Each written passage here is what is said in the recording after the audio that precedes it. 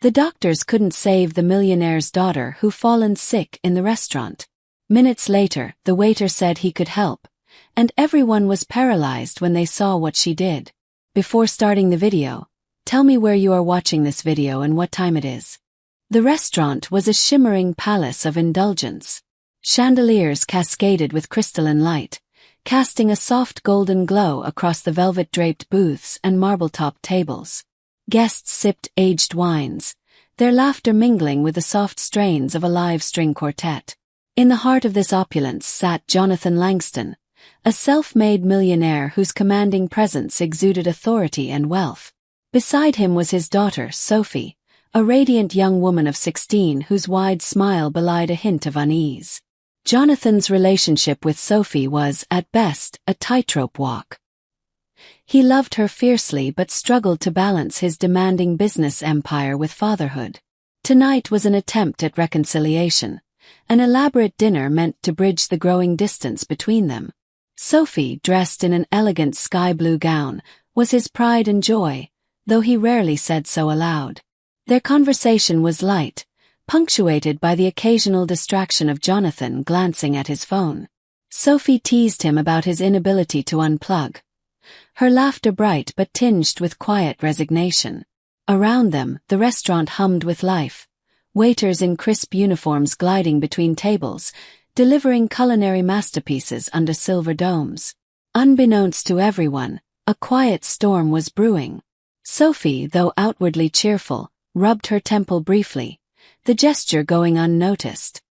Her father reached for his wine glass, his focus elsewhere as the evening unfolded, oblivious to the subtle signals of unease from the one person he cherished most.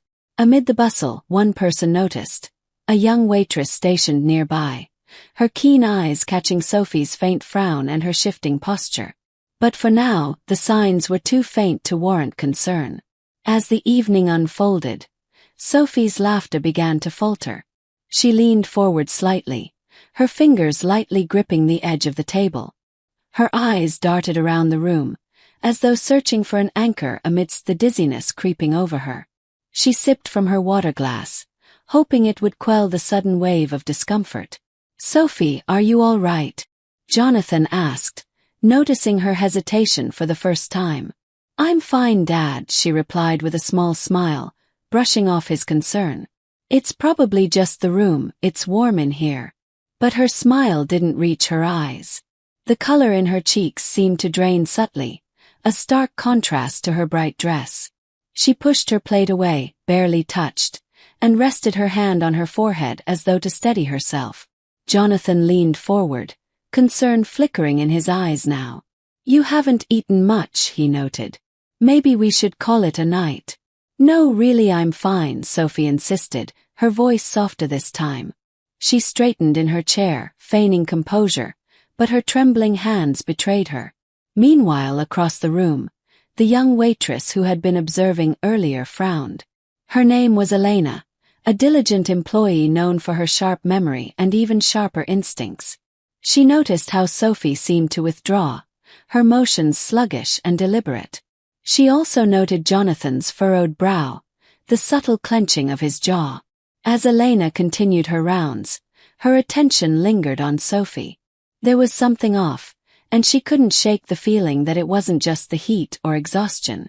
She discreetly moved closer, her concern deepening with every passing moment.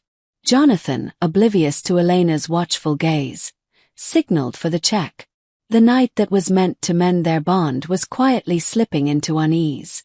Elena positioned herself near the Langston table, her hands deftly arranging cutlery on a nearby counter while keeping an eye on Sophie. She wasn't one to meddle, but years of working in fine dining had taught her to read people. Something about Sophie's pallor and the way she subtly pressed a hand to her abdomen struck a chord of unease in her. Jonathan, still trying to brush off his growing concern, spoke lightly to Sophie. "Maybe we'll skip dessert. We can head home and—" He stopped mid-sentence as Sophie winced, her hand flying to her head. "Are you sure you're okay, sweetheart?" Jonathan asked, his voice tinged with urgency now. He reached out, but Sophie waved him off, her motions sluggish. I just need a minute, she murmured, closing her eyes briefly. Elena, watching from her post, instinctively stepped forward before stopping herself. What could she do? She was just a server. But still, her gut told her this was more than a passing moment of discomfort. The restaurant buzzed on, oblivious to the mounting tension at the Langston table. Elena's colleagues, busy attending to other guests, didn't notice her hesitance. But she couldn't take her eyes off the girl who was clearly struggling. Suddenly, Sophie's fork clattered onto her plate, the metallic sound cutting through the air. She seemed to flinch at the noise, and Jonathan leaned in further, panic beginning to creep into his otherwise composed demeanor. Elena, one of the senior waiters whispered sharply, beckoning her to another table. Elena glanced away reluctantly, her duty pulling her elsewhere for the moment. But as she walked away, she cast one last look over her shoulder at Sophie, the unsettling feeling in her chest refusing to subside. Somewhere in her heart she knew. This night was far from ordinary. It happened in an instant. Sophie's hand slipped from the table, and her body slumped forward. Her father's panicked voice echoed through the luxurious restaurant. Sophie! Sophie! Jonathan's voice cracked, his chair scraping harshly against the marble floor as he stood, reaching for her. The room froze, a bubble of tension bursting in the previously serene atmosphere. Guests turned to look, their conversations halting mid-sentence. Sophie's small frame looked frail in her father's arms as he tried to shake her awake, her head lolling to one side. "Someone call 911. Jonathan shouted, his composed facade shattered. A waiter darted toward the hostess stand, frantically dialing. Within moments, 2 diners who were doctors rushed forward, their professionalism cloaking their worry.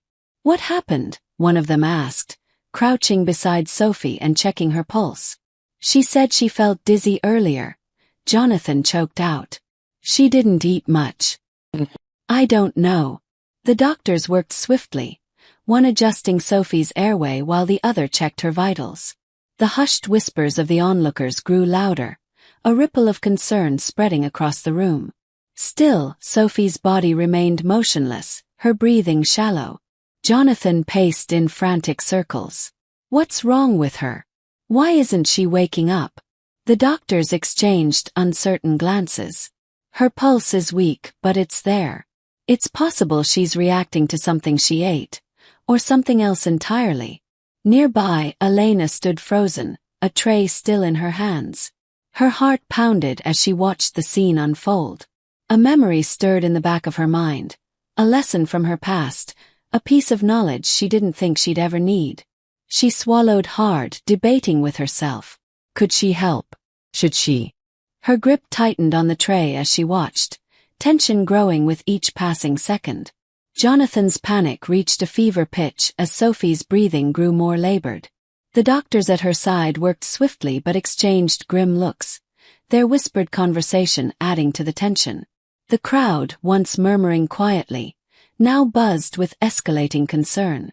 "She's not responding to stimuli," one of the doctors said, shaking his head. "It could be an allergic reaction, but we need epinephrine or more advanced care." "Where's the ambulance?" "They're en route," another waiter called out, his voice trembling as he held the phone tightly. Jonathan dropped to his knees beside his daughter, clutching her hand tightly. "Please, somebody help her." His voice broke, raw and desperate. He glanced around the room, his eyes wide with fear. "Isn't there anyone who can do something?" The restaurant fell into a deafening silence, the diners too shocked to move or speak. Then a voice cut through the stillness. "I think I can help." All eyes turned to Elena, who had taken a tentative step forward.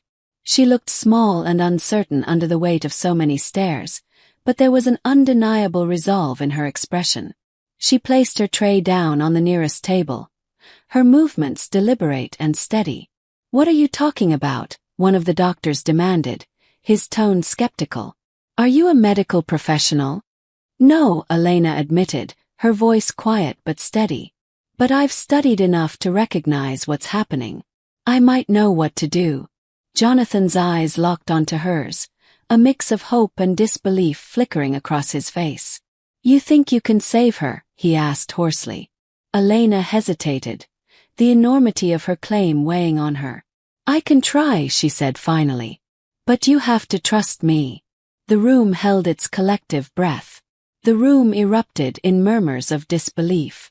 Jonathan stared at Elena, torn between desperation and skepticism.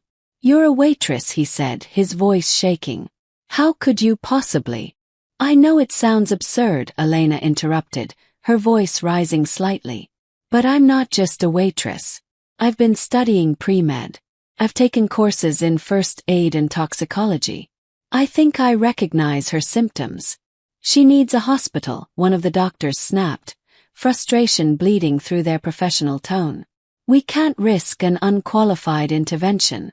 Jonathan looked at Sophie, her face pale and lifeless. His mind raced, his daughter's condition deteriorating before his eyes. The doctors were trying, but their uncertainty was palpable. He turned back to Elena, searching her face for something. Conviction, hope, anything to justify trusting a stranger. "What do you think is happening?" he asked her, his voice almost a whisper.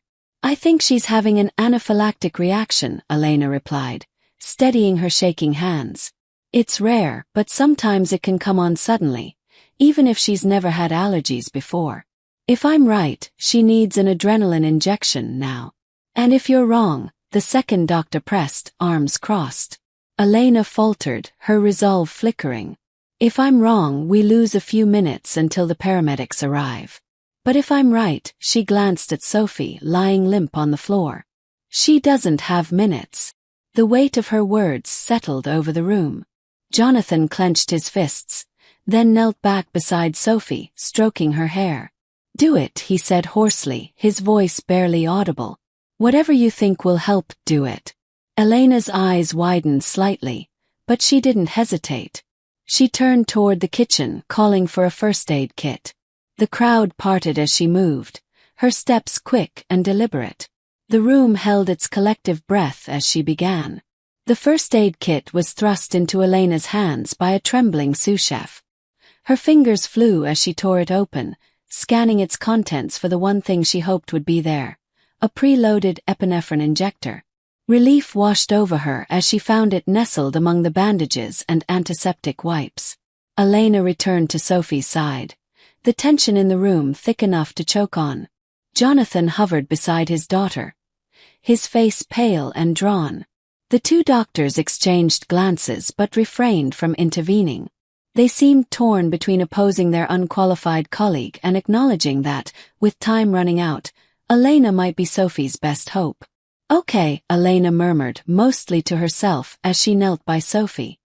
Her hands trembled as she uncapped the injector, but her voice grew firmer. "This is going to help her breathe." She positioned the injector against Sophie's thigh, her motions confident despite the pressure of so many eyes on her. She took a deep breath and pressed the plunger. A soft click sounded, followed by a collective gasp from the crowd. The medication delivered, Elena withdrew the injector and massaged Sophie's leg lightly, her heart pounding in time with the silent prayers racing through her mind. The room remained silent except for Jonathan's soft, "Is it working?" His voice cracked, every ounce of hope hinging on Elena's actions. "Give it a moment," Elena replied, her own breath uneven as she watched Sophie's chest rise and fall. First, nothing changed. The crowd shifted uneasily, whispers of doubt rippling through the air. Elena felt their judgment like daggers, but she stayed focused, willing Sophie to respond. Then a miracle. Sophie's breathing, shallow and strained moments before, began to deepen. A faint flush of color returned to her cheeks. "She's stabilizing," one of the doctors said in awe. Jonathan's breath hitched as he watched the subtle transformation unfold. Sophie's chest began to rise and fall with more rhythm, her previously ashen complexion softening to a pale pink. The faintest groan escaped her lips as her eyelids fluttered. It was small, barely noticeable, but it sent a ripple of hope through the room. "She's coming back," Elena whispered, relief flooding her voice. She leaned back on her heels, clutching the empty injector as though it were a lifeline. Her trembling hands betrayed the calm she had maintained throughout the ordeal. The doctors moved closer to Sophie, their earlier skepticism replaced by cautious optimism. One gently took her wrist to monitor her pulse while the other assessed her vitals. "Her breathing is improving. Whatever you did, it's working." Jonathan let out a strangled sob and clutched Sophie's hand, his shoulders shaking. "Sophie, can you hear me?" His voice was thick with emotion, his usual composed demeanor completely unraveled. Sophie's eyes opened a sliver, unfocused but moving. "Dad," she murmured weakly, her voice barely audible. The sound was enough to bring Jonathan to his knees. He pressed her hand to his lips, tears streaming freely down his face. Around them, the crowd erupted in scattered applause and murmurs of admiration. Elena, still seated on the floor, blinked in surprise at the attention. A small smile tugged at her lips, but she quickly turned her focus back to Sophie. Despite the relief flooding the room, a note of skepticism lingered in the air. One of the doctors cleared his throat. "This doesn't explain what caused the reaction," he said. "We need to consider whether something here triggered it. A food allergen, perhaps?" Elena's expression grew serious. She glanced toward the kitchen. "I have a feeling it's not an accident." The initial relief was quickly replaced by an unsettling sense of suspicion. Sophie's sudden collapse and her alarming reaction didn't sit well with Elena. She had seen cases of severe allergies during her studies, but this felt different. Her gut told her there was more to the story. "What are you saying?" Jonathan asked, his voice trembling. He remained by Sophie's side, stroking her hair as if the contact alone could shield her from further harm. Elena hesitated, her mind racing. "I don't think this was random," she said carefully. "Anaphylaxis can happen spontaneously, but usually there's a clear trigger. If Sophie doesn't have a history of allergies, we need to figure out what caused this." "She barely touched her food," Jonathan pointed out, glancing at the plate. The untouched pasta and glistening vegetables seemed innocuous enough, but his unease deepened. One of the doctors nodded. "She's stable now, but she'll need tests to confirm what caused the reaction. If it's an allergen in the food, it would be unusual for symptoms to appear so quickly unless there was a high concentration." Elena stood, her gaze drifting toward the kitchen. "I know it's not my place, but I work here. I know how things operate. If something in the food caused this, we need to act fast before someone else gets hurt." Her words caught the attention of the restaurant manager, who approached nervously. "This is a high-profile establishment," he said, his tone defensive. "Our standards are impeccable. There's no way." "Then you won't mind if we check," Elena interrupted, her voice firm. "If it was an accident, fine. But if it wasn't..." Jonathan looked up sharply, his eyes narrowing. "You think this might have been deliberate?" Elena didn't answer right away. Instead, she strode toward the kitchen, her determination unwavering. Elena pushed through the swinging kitchen doors, her presence surprising the bustling staff. The chefs, sous chefs, and dishwashers paused, their eyes darting from her to the manager, who followed close behind, sputtering protests. "You can't just walk in here," the manager barked, but Elena ignored him. Her focus was laser-sharp. "We need to check everything Sophie's plate came into contact with," she declared, scanning the room for the prep stations. Her voice carried an authority that silenced even the head chef. "This is preposterous," the manager continued. "We run a pristine operation." "Then prove it," Jonathan cut in, his imposing figure suddenly filling the doorway. His presence silenced the room entirely. "If my daughter's condition was caused by negligence, I'll know. And if it wasn't, then we have a much bigger problem." The kitchen staff exchanged uneasy glances. Elena stepped forward and inspected the station where Sophie's dish had been prepared. She traced the ingredients back, asking pointed questions about the source of each item. A pattern began to emerge. Sophie's meal had been handled by one chef more than anyone else. "Elena, what are you looking for?" Jonathan asked, following her movements. She held up a small vial she'd found tucked behind the spice rack. "This doesn't belong here," she said, turning it over in her hand. The label was faint but unmistakable. Peanut oil concentrate. Jonathan frowned. Peanuts. Sophie's never had a problem with them before. Elena nodded grimly. This isn't something that would just slip into a dish by accident. The amount needed to cause a reaction like hers would have been deliberate. The head chef stepped forward, his face pale. "We don't use that here," he said firmly. "That shouldn't even be in this kitchen."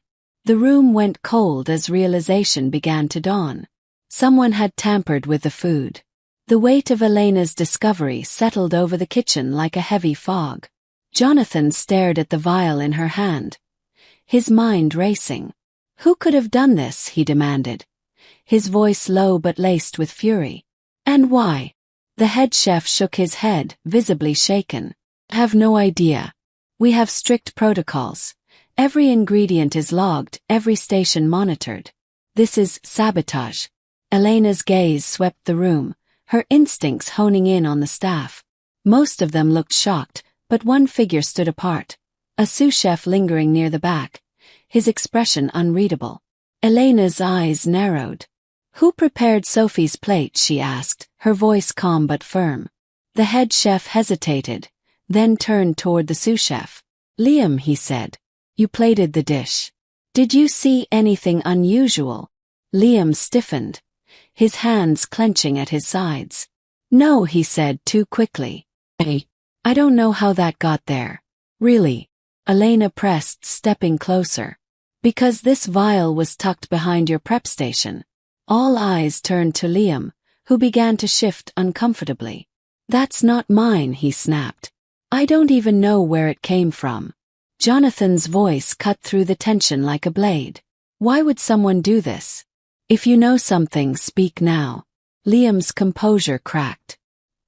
He glanced toward the exit, sweat beading on his forehead.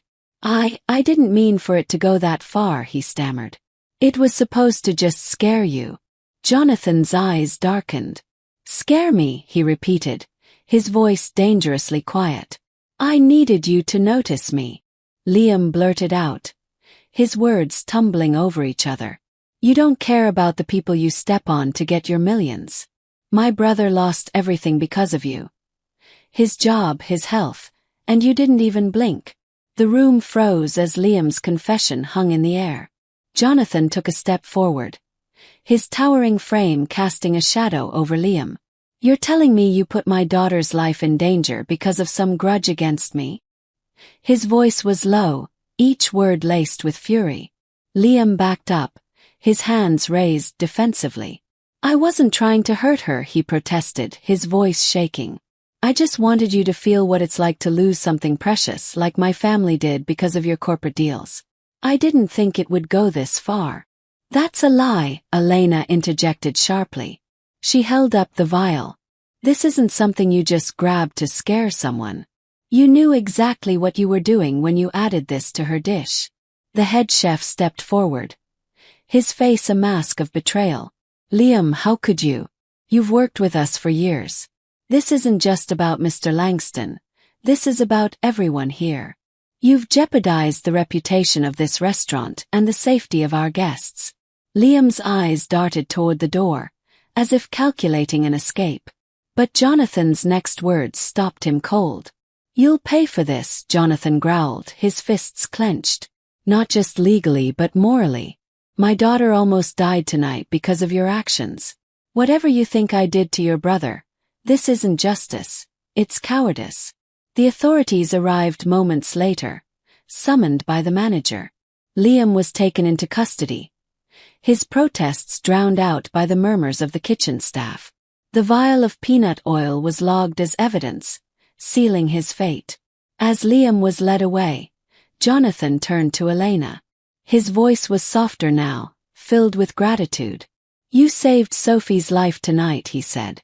"If it weren't for you." Elena shook her head, her expression unreadable. "I just did what anyone should do." The restaurant staff and guests gathered in the dining room, the atmosphere still thick with the evening's events. Sophie, now resting on a makeshift cot brought in by the paramedics, appeared more stable. Her cheeks had regained some color, and her breathing was steady, though she remained under close observation. Jonathan sat beside her, holding her hand as if afraid to let go. His earlier anger had faded into exhaustion and overwhelming gratitude. He glanced across the room at Elena, who stood quietly by the bar, her expression pensive. "Elena," Jonathan called out, beckoning her. The entire room fell silent as she approached, her hands clasped nervously in front of her. "Yes, Mr. Langston," she asked softly. Jonathan rose to his feet, his towering figure intimidating yet humbled. "You didn't have to step in tonight," he said, his voice thick with emotion. "You could have left it to the doctors or waited for the paramedics. But you didn't. You acted when my daughter needed help most, and you saved her life."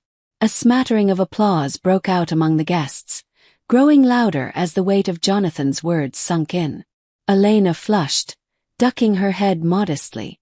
"I just did what anyone should," she said, her voice barely audible over the applause. "No," Jonathan said firmly, shaking his head. "You went above and beyond. Most people wouldn't have done what you did." He paused, glancing back at Sophie before turning to Elena again. "You're not just a waitress. You're a hero." The applause swelled, and even the kitchen staff joined in.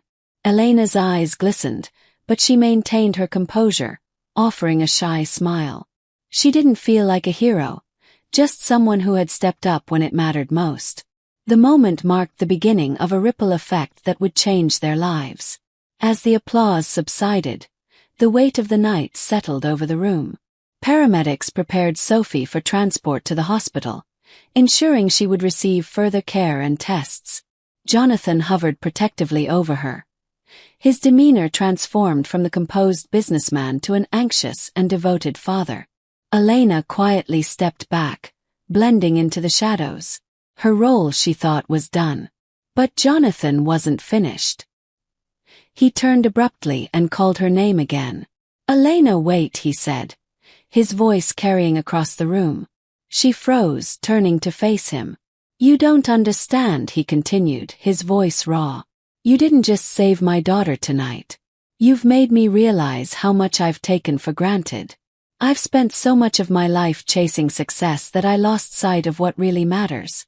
Sophie stirred faintly on the cot. "Dad," she murmured, her voice soft but steady. Jonathan bent down, brushing a strand of hair from her face. Tears welled in his eyes as he turned back to Elena. "She's all I have," he said, his voice breaking.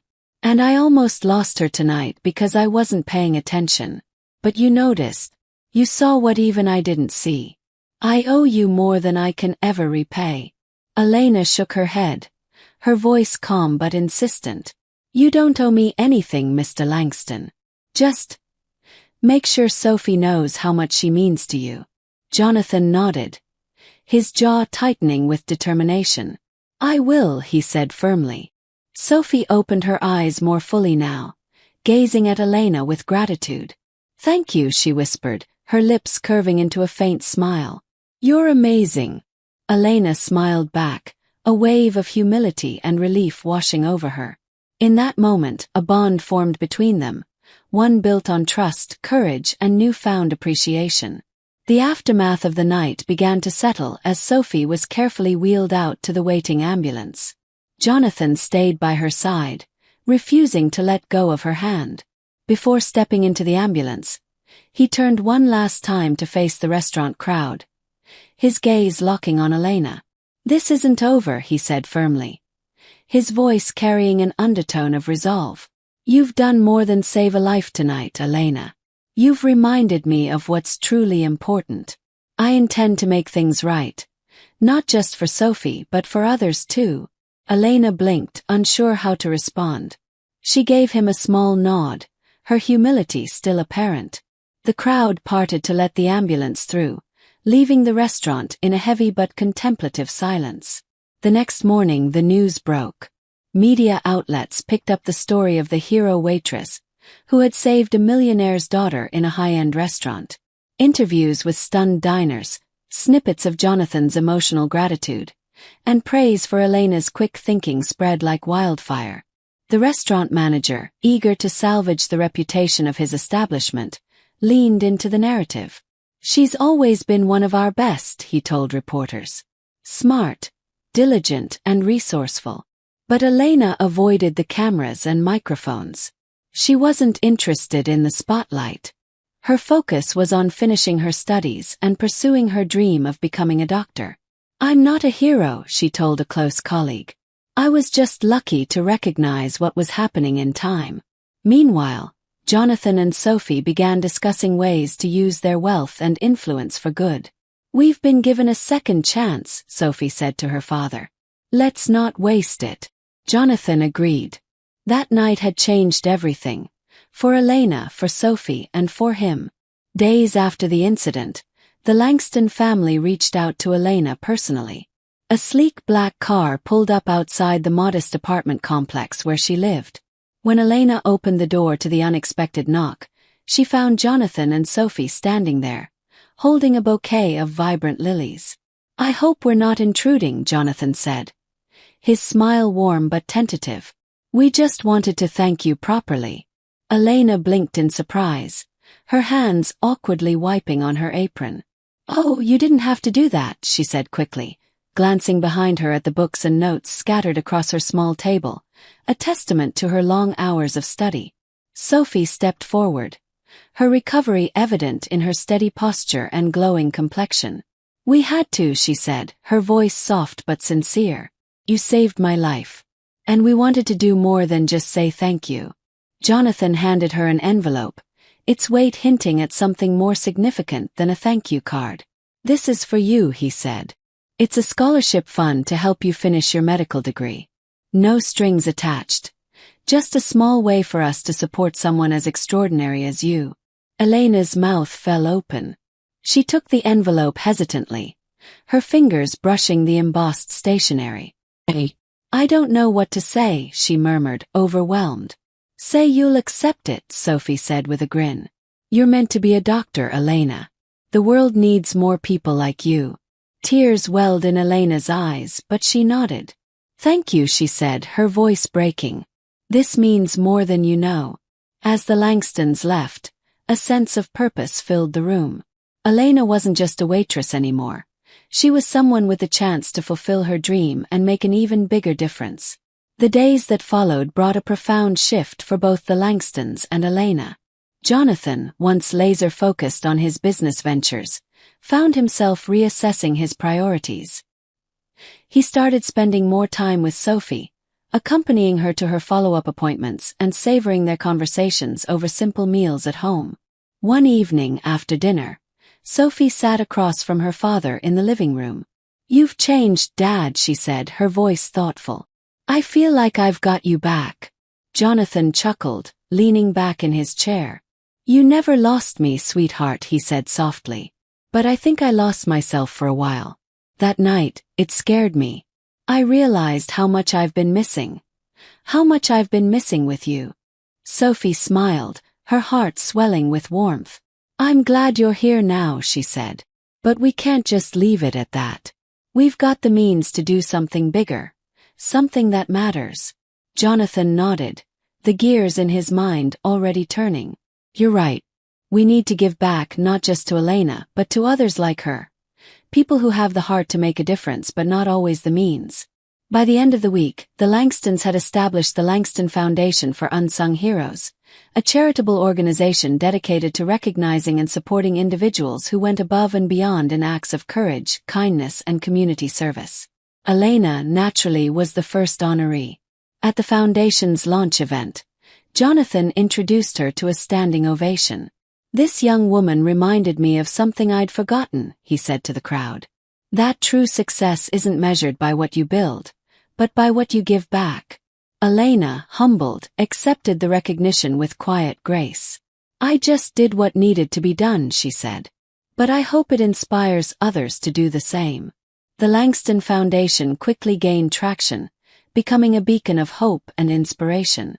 Stories of everyday heroes flooded in, teachers who transformed struggling students' lives, healthcare workers who went above and beyond, and ordinary people who displayed extraordinary bravery in moments of crisis. Jonathan and Sophie personally reviewed each nomination, often moved to tears by the tales of resilience and compassion. Elena became an integral part of the foundation, though she insisted on working behind the scenes.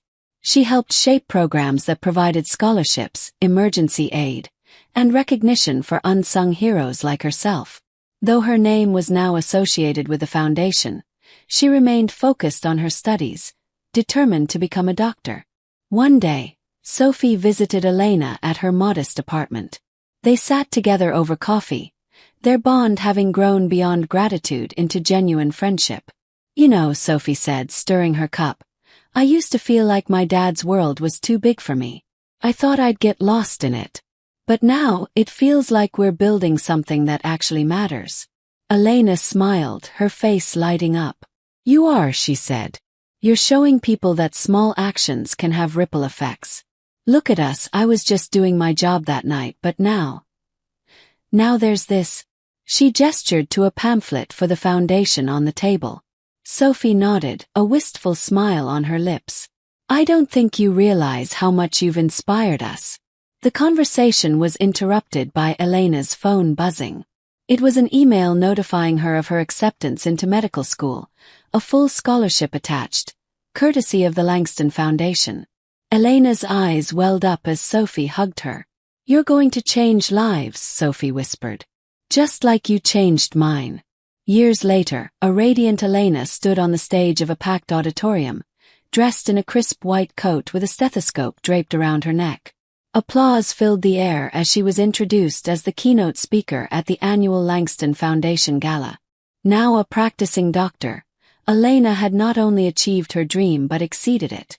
She had founded her own clinic in an underserved community, providing affordable healthcare to those who needed it most. Elena scanned the audience, spotting Jonathan and Sophie seated in the front row. Jonathan gave her a proud nod, while Sophie beamed, clapping enthusiastically. Elena smiled, taking a deep breath before beginning her speech. "Sometimes it takes a single moment to redefine your purpose," she began.